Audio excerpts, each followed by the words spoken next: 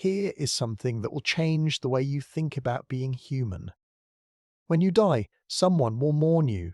Someone will cry. Someone will speak your name and remember who you were.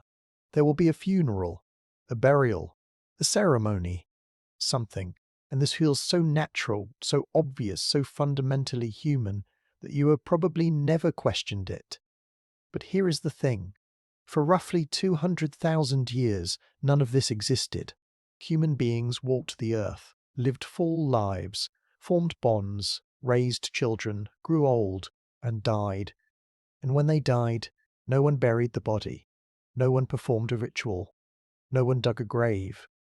The dead were left where they fell, and the living walked away. 200,000 years. That is not a brief transition period. If you compress the entire history of our species into a single 24-hour day, the first evidence of burial does not appear until around 9 or 10 at night. Everything you know about funerals, about mourning, about honoring the dead, all of it fits into the last 2 hours. The other 22 hours are silence. Now here is where it gets really strange.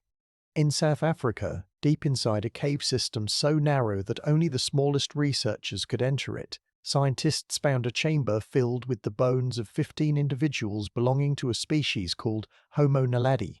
Their brains were a third the size of ours. And somehow, their bodies ended up in a chamber so remote, so difficult to reach, that the only explanation some scientists can offer is that they were carried there deliberately, in total darkness, through passages 7 inches wide, by creatures whose brains were barely larger than a chimpanzee's. If that is true, then some form of caring about the dead is far older than our species, far older than big brains, far older than language or art or civilization. But the part that haunts me most is something found in Denmark, a 7,000-year-old grave. Inside it, a young mother who died in childbirth. Someone could not bear to lay a dead infant on cold earth, so they gave it the softest, most beautiful bed they could imagine. A baby on a swan's wing, 7,000 years ago, by people who had no writing, no cities, no metal tools, just hands that were shaking with grief and a love so powerful it had to be expressed even though the baby would never feel it. The full story is on my channel right now. The link is pinned. 2 hours of the most profound history you have never heard, designed to carry you gently into sleep.